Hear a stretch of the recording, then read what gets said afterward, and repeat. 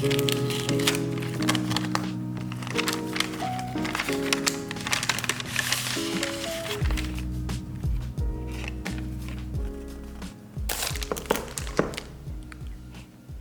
welcome back to the studio.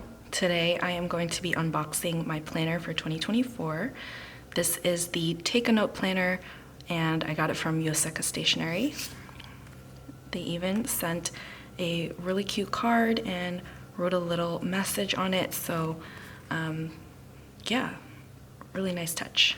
I've been waiting for this planner since August. That's when I put my pre-order in. I think they sell out pretty fast, so I don't know if it's still available on Yoseka's website or anything, but yeah, I got one. Okay, let me show you guys how excited I have been. This is what I've been doing while I've been waiting for my planner to come. I printed out all of the planner pages into my commonplace book. This is my binder, and I gave it a lot of thought as to like what I would use each planner spread for. So I typed out all of my ideas, my thoughts, and like different ways I've seen other people using their Take a Note planner. As I open up this planner and look at the pages for the first time, that might change. This is just all speculation. Yeah, let's get into the actual planner.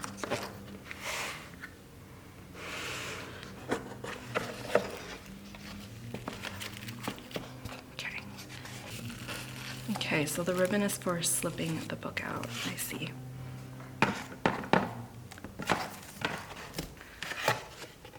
I'm definitely saving this box. It's sturdy. It's a good box, and I'm gonna use it to store things in my drawer. Okay. Ooh. So first you've got a little card that says thank you. Here's the hashtag that you use when you post your pictures on Insta.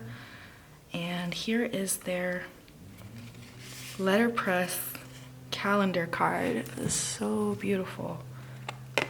It's thick. It says freedom. The most important kind of freedom is to be what you really are. I'm gonna use this as a bookmark.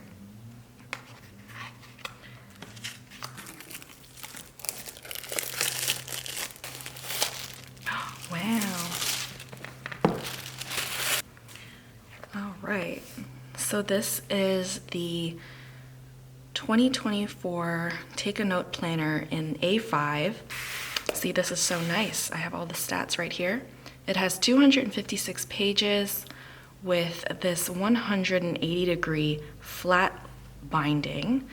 It has 68 GSM Tomoe River paper, which is one of the best papers, in my opinion, for fountain pen. I got the English version, so it does not have any of the Taiwanese holidays in it.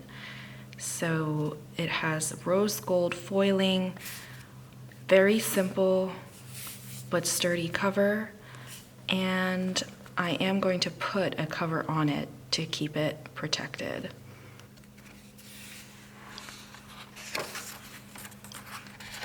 Here we have the cover page, and we have some yearly calendars, so you have your whole year at a glance. And then this is the horizontal Gantt chart, which I had planned to use to track 2 different habits on a daily basis. And I think my 2 habits I chose were physical exercise and mental health. So something for physical health would be like yoga, going to the gym, getting outside for a half-hour walk, anything like that to take care of my body. And then for my mental health, it's journaling, deep breathing, meditation, something like that. So I like to vary what I do to take care of my physical and mental health on a daily basis, so I thought I'd keep the categories pretty big, but I did want to make sure I got that in on a daily basis. I think the colors are very pleasing to the eye with the gray and then the brown. Definitely different from other planners such as the Hobonichi, which uses a lot of different colors for every month. So that's something that I really like. And the paper feels a little different than my journal, which also has Tomoe River paper, so interesting. Let's see here. So on this page, we have the vertical Gantt chart, and I have never really used this sort of layout in a very efficient manner before. And there's 2 spreads, which covers the entire year of 2024. So what I have thought of for this page is to use it as I said I think I'd like to do project planning or future logging on these pages. So that makes a lot of sense. Looking ahead to birthdays, events, work things, busy seasons of the year for my shop. And then the bottom section can be an emotional prelude to the month. And I can use the date lines to schedule and block out time. Okay, so that's what I have decided in my commonplace book, and I think I will give that a try. Excellent. These are super important to me. I utilize my monthly calendar. As you can see, this is what I made in my commonplace book. So it's a similar size, just a different layout, and I really like it. So here's my October monthly calendar in my current planner, and I think because there's no rings in the middle and it's thread bound, it just looks a lot more pleasing to me. So that's really awesome. I also really appreciate these large sections for notes along the edges of the page. So it starts in December. I think then I can start my planner in September. I did make a December calendar in my commonplace book / planner, but I'm just so excited. I think I will start using this in December, or maybe both at the same time. So we have all of the monthly calendars. Let's see how far it goes, because sometimes these planners include a couple of months into the following year, which can be a little bit handy and also a little bit overwhelming if it goes too far. So it has January of 2025, February, and March.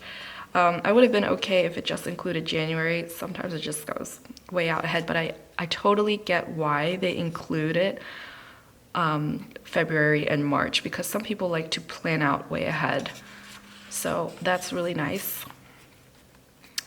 Next, we have the weekly spreads. And the best part of this planner, let's just move this aside or go back to my brainstorming pages about the take a note. Here we go. We got the monthly plan. The monthly plan, which I will use for events, appointments, and things like that. Here's the weekly view brainstorming session that I had. What's unique about this planner is it has 1 week spread across 2 spreads. So as you can see for this week in January, it starts perfectly on a Monday, by the way. That's awesome. It has a little horizontal weekly section here. So you have Monday through Sunday, and then you get a dedicated section for each day. This half-page vertical chart, and it also includes from 6 a.m. to 3 a.m. I probably won't use the timeline on the side, but if you do like to time block in your planner, that is a very useful function. But I really appreciate this section here, and then you have the rest of the week. So what I said here was I think I'll use the horizontal weekly section to plan out work tasks, upcoming house tasks, and anything else that I need to make a note of for the week. And then for the daily section, I think I'll start each day with an emotional self-check-in, goal setting, and it'll be kind of like a tiny morning pages habit. From then, I will make the task list for the day, which I want to keep short and focus on just a few tasks per day that isn't part of my usual routine, and plan out meals. And I also want to plan or track the show or movie I decide to watch. And I didn't write this down, but I also want to track any books I'm reading because I have started my reading habit up again recently. So anything that I'm enjoying, I want to put that in here. Lots of plans. Oh, and then I also said that as for weekends, those will be dedicated to family time on sick days, days off of school, and weekends. I'll do my planner pages at night instead of the morning. So yeah, I also planned out what I would do if I miss days. So on days that I miss, working in my planner, I'll just use decoration or track other things so that it doesn't become an overwhelming thing instead of a source of comfort and, function in my life. The weekends are color-coded by the nice muted brown color, and then the weekdays are in the gray color, which is nice. And then you also have this little tiny calendar where the week is circled. Really nice. That lay flat binding is just so nice as well. I love it. And then on the side here, as you can see, it alternates brown and gray. So you can see what month you're flipping to, which is really nice. Let's just go ahead and flip to the back. So it goes through the whole year. Let's see how far it goes. It goes into January a little bit. You get 1 week of January 2025. And then here we've got some grid pages that have nothing on them. And there's only 4. And then on the very last page, you have a contact page. So that is the Take a Note planner. It's very simple, but has an excellent design, I think.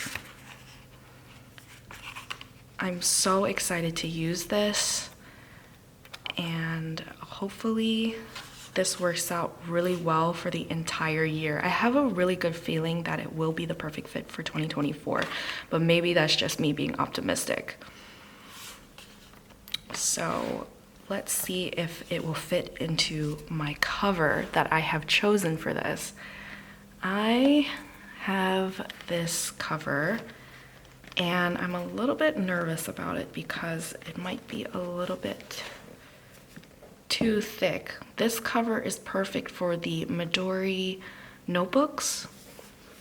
If you're familiar with those, they are a little bit thinner. I have one set aside. I can compare the thickness. So this is an MD paper notebook, and as you can see, it is a little bit thinner. I looked at the specifications on the website just a little bit, but I think I can try to squeeze it in there. Let's give it a go. This is the leather cover. I'm gonna try to squeeze the back cover on first. And if not,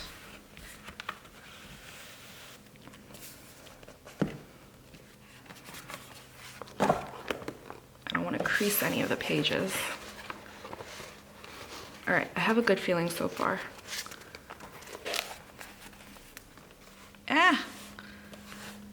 So I don't know if you can see that, but it's a little bit slightly too big, but maybe I can just like coax it in there and then the leather will stretch out a little bit.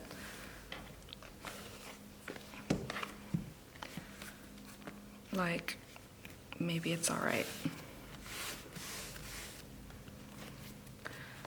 Okay, so it is slightly too big and it's making the cover go up a little bit. Can you see that? And I don't want to mess anything up, the planner or the cover. I don't know. But I don't want to get a new cover. I want to use this one. I just don't want to get one right now, and I really wanted my planner cover to match my journal cover. This is my A6 Sterling ink journal, and that's what I'm going to be using for 2024. This is a Tomoe River paper. It's a little thinner, I think. Yeah. Oh no, maybe it's the same. No, it's thinner. It's for sure thinner. I'll fact check that later. But I think with time, this will stretch out a little bit to fit my Take a Note thick planner. That's all right. Okay. Yeah, plus when it's open, it's okay. And it still functions perfectly fine. It's just when it's closed that the cover sticks out a little bit or stays open a little. But I'm pretty sure that it can flex. It just needs a little bit more breathing room, then we'll be all right. So that's good. It's already getting so much better since the moment I put it on. Okay, excellent. Great, so I'll just leave that on until I start using it in January, and then it will probably be fine. I'm starting to use it in December. So yeah, it'll be good. So that is my planner for 2024. I'm super excited about it, and I just can't stop flipping through it. I just love it so much, and I just am getting all kinds of ideas for how I'm going to decorate the pages and what kind of inks I'm going to use and pens. Probably the same ones I'm using in my journal, honestly, trying to keep it consistent. But that was such a nice experience to open my planner for 2024 for the first time. So I thank you guys for joining me, and yeah, if you have any more questions about the Take a Note, let me know. I am completely new to it, and I was just so fascinated by several other people who have been using it in the planner community, and I just thought it would be a really good fit for my needs for next year. Until the next video, I hope you have a good day, and I'll see you next time. Bye. I'm gonna use this as a bookmark. Let's see. What chapter am I on? I was just keeping track of like what chapter I've been reading, and it's pretty chaotic. I just finished chapter 4, so here we go. Yeet.